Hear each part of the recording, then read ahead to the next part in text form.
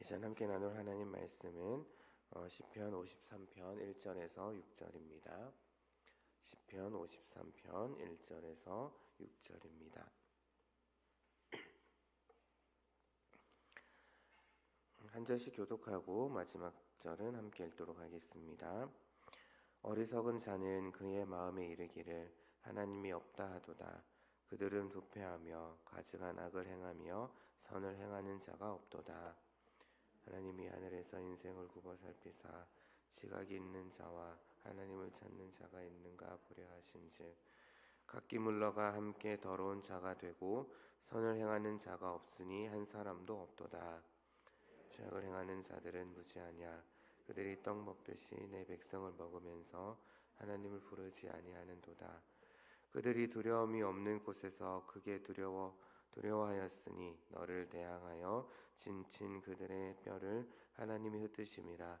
하나님이 그들을 버리셨으므로 내가 그들에게 수치를 당하게 하였도다. 시온에서 이스라엘을 구원하여 줄 자 누구인가. 하나님이 자기 백성의 포로된 것을 돌이키실 때에 야곱이 즐거워하며 이스라엘이 기뻐하리로다. 아멘.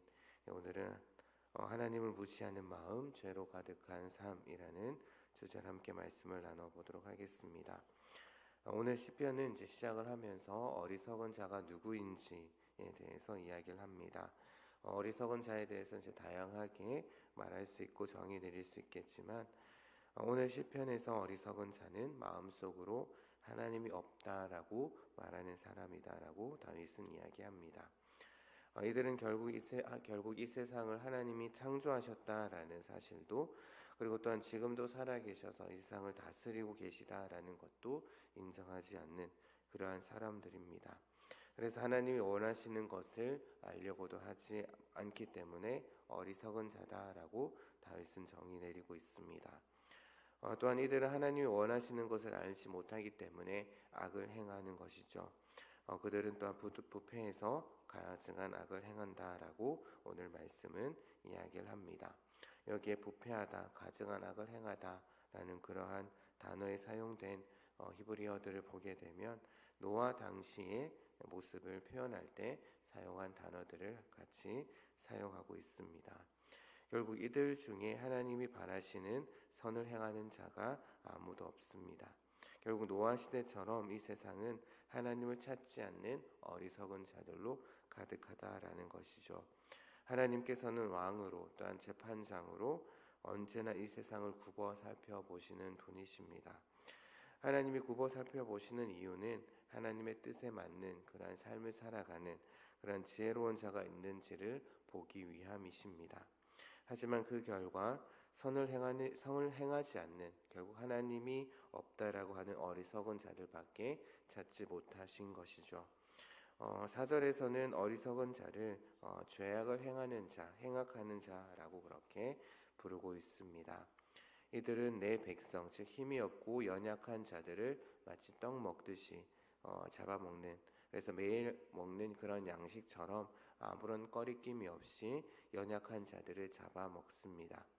또한 이들은 하나님을 부르지도 않습니다. 하나님을 찾을 이유도 없고 하나님에게 어떤 의미도 찾지 못하기 때문에 이들은 하나님을 찾지도 부르지도 않습니다.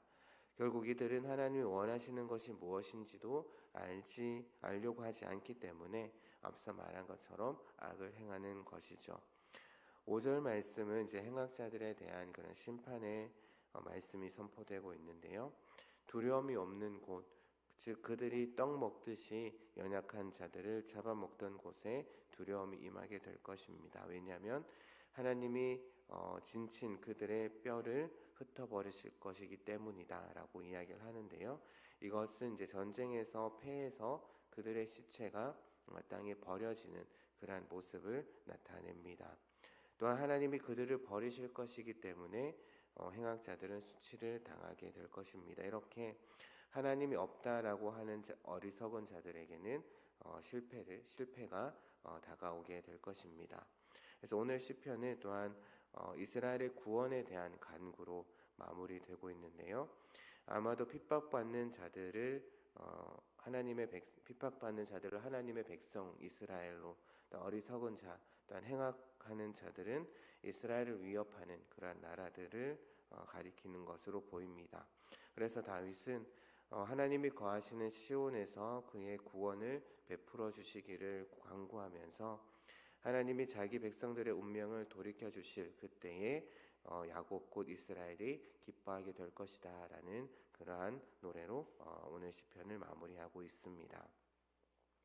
앞서서 말씀드렸던 것처럼 오늘 시편에서 다윗은 하나님이 없다라고 말하는 자들 또한 생각하는 자들을 어리석은 자다라고 이야기를 하고 있습니다.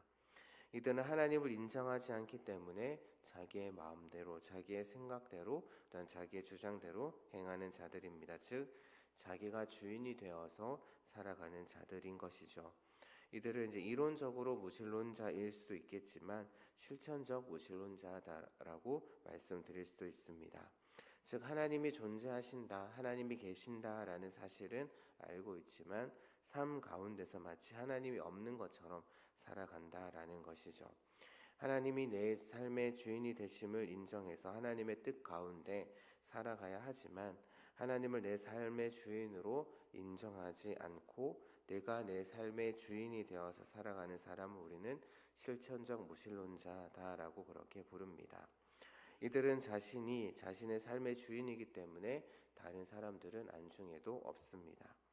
하나님은 하나님을 사랑하고 이웃을 사랑하라라고 그렇게 자신의 뜻을 보여주셨는데, 그리고 또 하나님을 사랑을 보여주시기 위해서 그의 아들을 보내주심으로, 예수님을 보내주심으로 자신의 사랑을 분명하게 보여주셨음에도, 하나님의 뜻을 분명하게 보여주셨음에도 이웃을 사랑하기보다는, 또 하나님을 사랑하기보다는 나 자신을 사랑하면서 그렇게 살아간다라는 것이죠.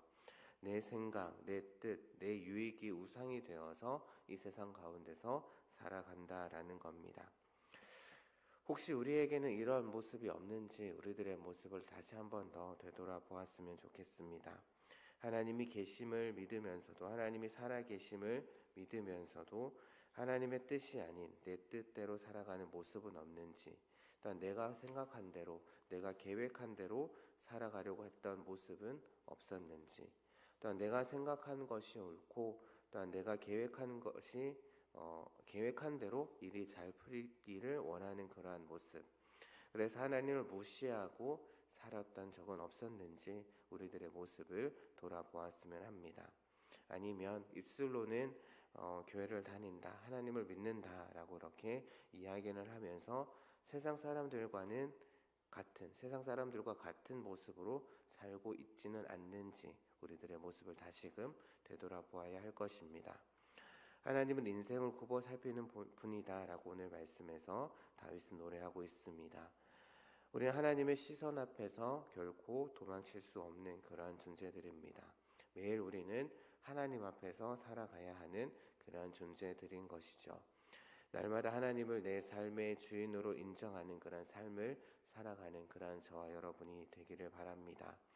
하나님을 주인으로 인정하고 내 삶에 역사하시는 그 하나님의 뜻이 무엇인지 날마다 추구하면서 죄악이 가득한 이 세상 가운데서, 이 땅 가운데서 하나님의 뜻을 알아 하나님의 뜻 가운데 하나님의 나라를 이루어 가시는 여기 모인 모든 귀한 성도님들 되시기를 주님의 이름으로 축복합니다.